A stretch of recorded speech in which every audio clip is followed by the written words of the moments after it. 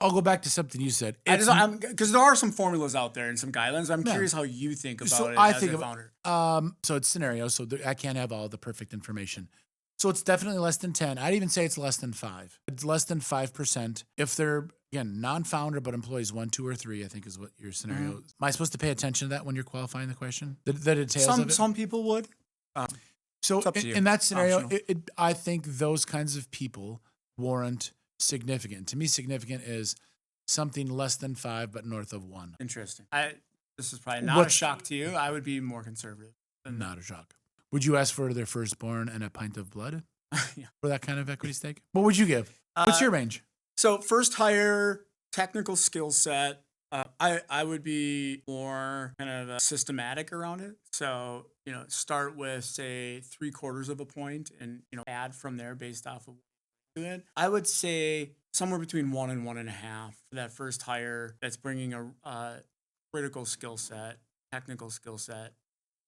That would be probably 1 to 1.5. Because at the end of the day, as you build out the company, this is not going to be a leader. They may be a strong, likely. They'll likely be a strong individual contributor. They're going to be one of many in that role as you grow. This is just the first one. So this is where you're rewarding, in part, the skill set that they're.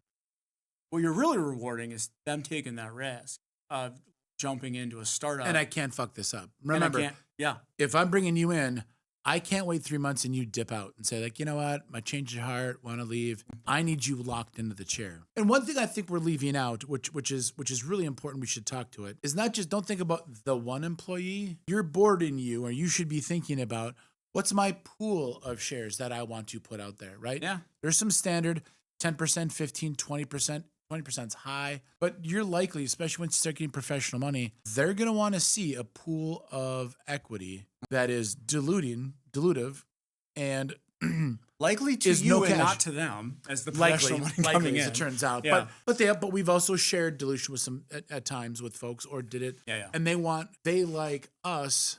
They, the professional money, the VCs, want to see a bought-in senior team, key members, and especially early, because it's so critical those early days, so you'd give it up.